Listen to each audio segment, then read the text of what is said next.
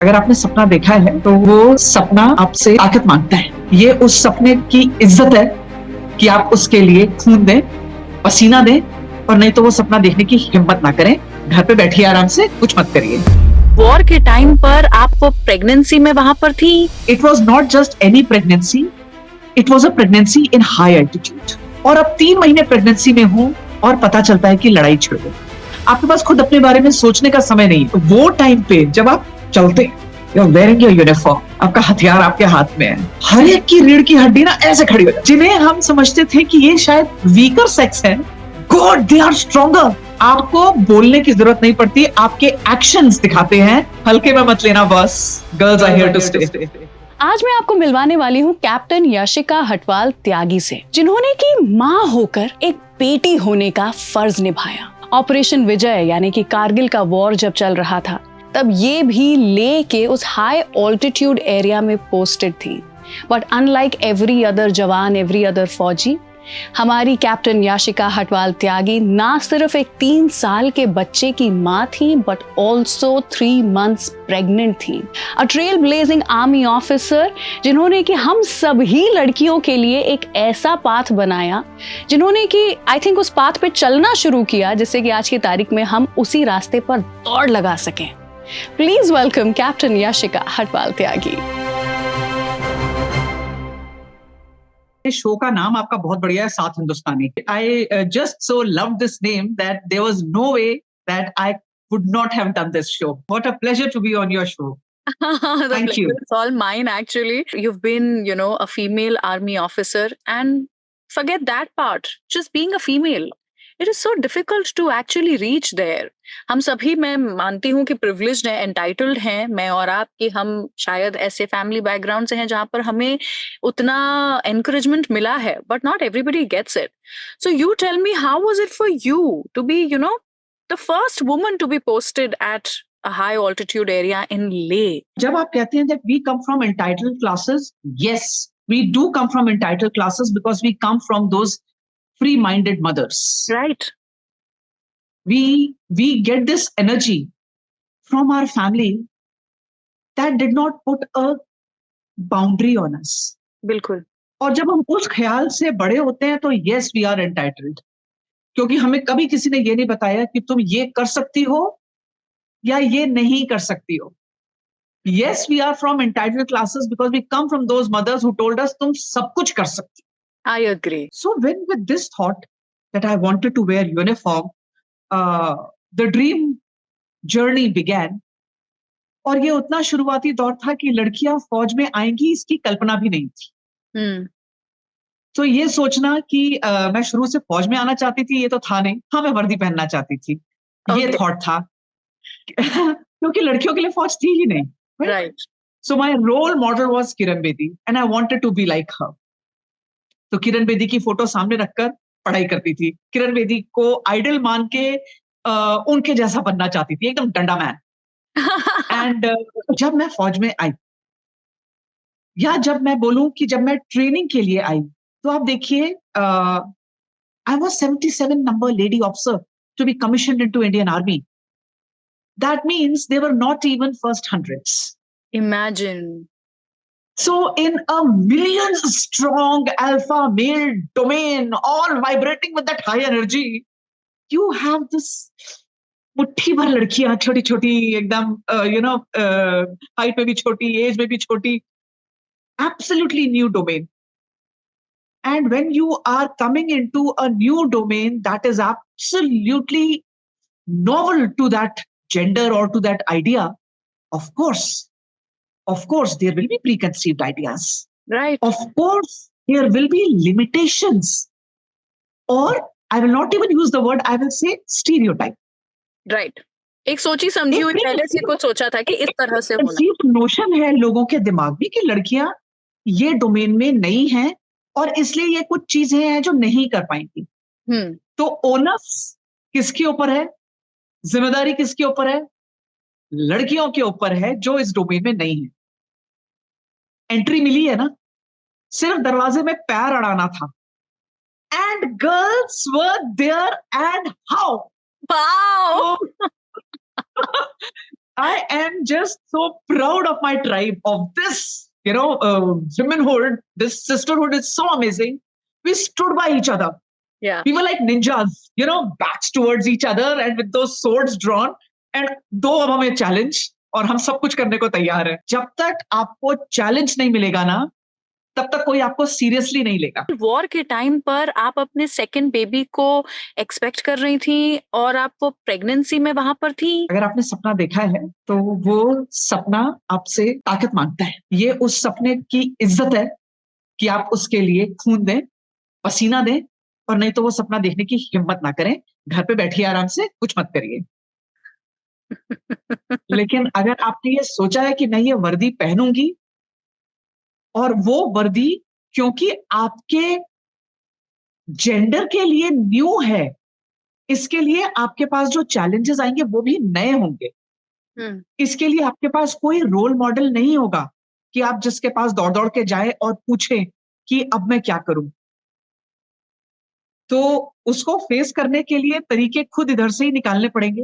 Yes, आपका एक support system होगा जो आपकी फैमिली होगी, आपका सपोर्ट सिस्टम होगा जो आपके कलीग्स होंगे, लेकिन वो तलवार की धार पे चलना आपको ही है.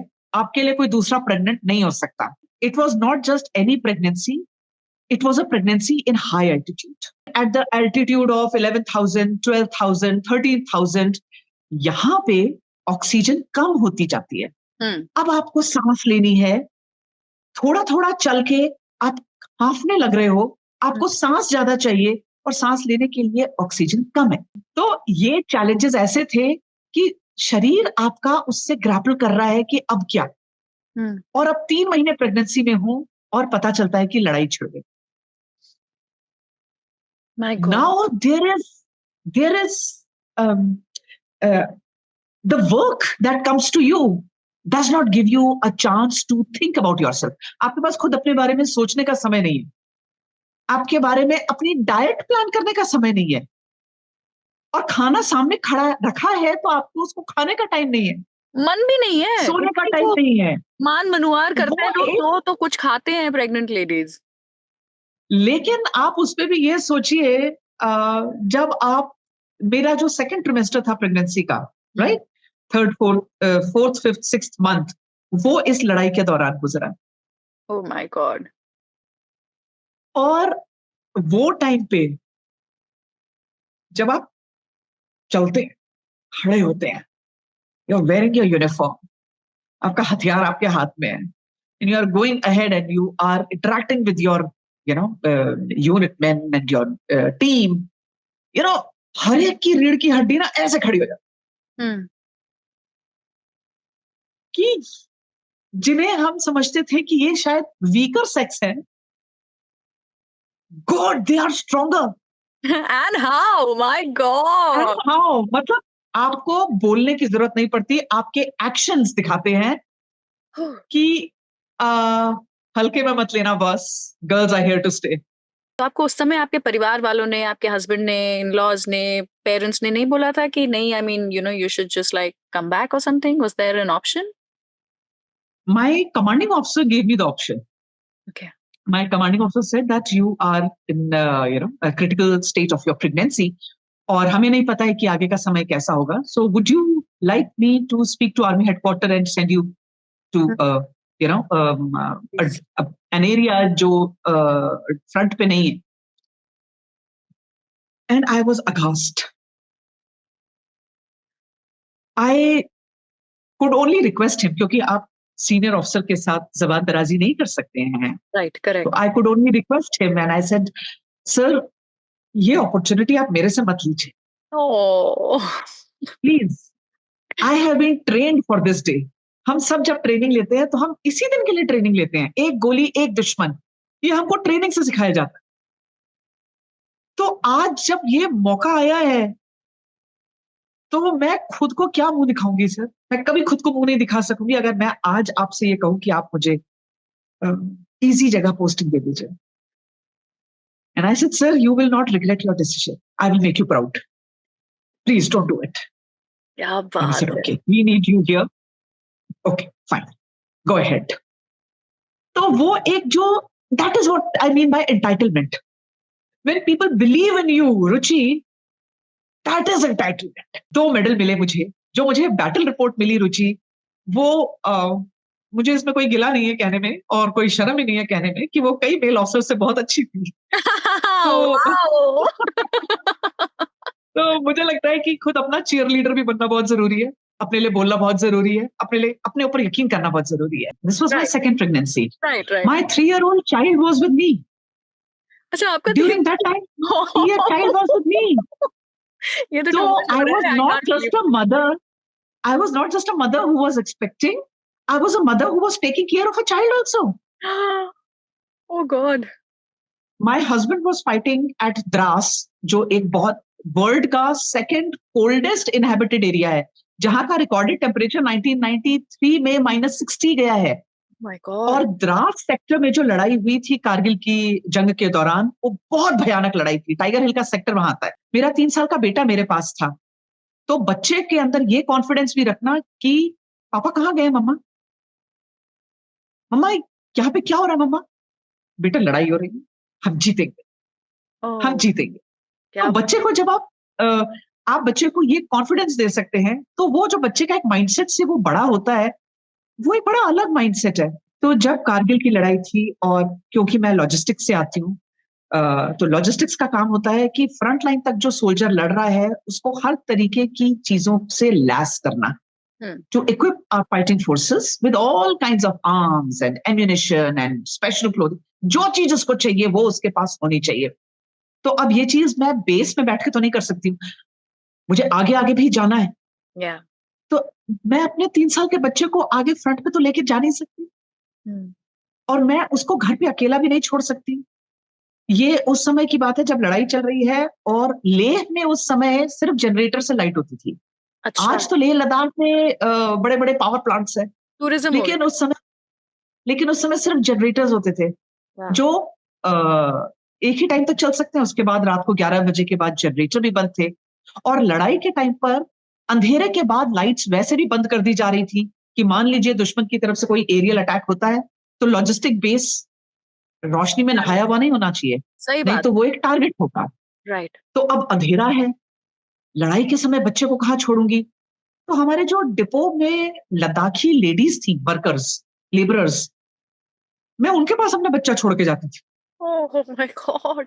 और वो लद्दाखी लेडीज ने मेरे बच्चे को संभाला कि मुझे 1 दिन लग रहा है, 2 दिन लग रहा है, 10 घंटे की जर्नी लेह से कारगिल। उस समय टूटी टूटी सड़क होती थी। अभी 4 दिन पीछे जब मैं लेह में थी, मैंने कहा वाह क्या सड़क हो गई है। ये सड़क उस समय होती तो शायद टर्न अराउंड टाइम कितना कम होता। तो आपको सपोर्ट लगता है, और वो लद्दाखी लेडीज ने जो मेरा सपोर्ट किया, मेरे बच्चे को ऐसे अपने गले से लगा के ऐसे करके उन्होंने जो सुलाया कि मम्मी आ जाएगी बेटा। बच्चा रोया नहीं, उसने मेरा साथ दिया। अगर वो परेशान करता तो मेरे लिए थोड़ा डिफिकल्टी लेवल बढ़ता था। मेरे पेट में पल रही नन्ही सी जान ने चू नहीं करी। There was no medical emergency. So I took it in my stride. My husband was fighting a battle, and he gave me all that strength. तुम तुम्हारा काम करो. You do your work to the fullest. We are here. Everyone is here. Don't worry. My commanding officer believed in me. तो ये सब आपको लगते हैं लोग, और तब जाके आप आज यहाँ बैठकर कहानी सुनाते हैं और कहते हैं हम 7 हिंदुस्तानी हैं। एक्चुअली 7 हिंदुस्तानी आप अकेले कभी भी नहीं होते, आपको टीम लगती है। हम दौड़ पाए उस रास्ते पे, उसके लिए you started walking on that path, and thank you so much for doing that for us. लड़कियों की तरफ से I have to give you this salute, and I have to say thank you so much captain Yashika for being the trailblazer that you are, and thank you so much कि आप radio नशा पर 7 हिंदुस्तानी का हिस्सा बने. It means the world to me. Thank you. Thank you so much, Ruchi. It gives me absolute pleasure, and you have been such a wonderful host. Really enjoyed speaking to you. Thank you so much for having me on your show, and best wishes to Radio Nasha. May you have greater heights and a very successful channel.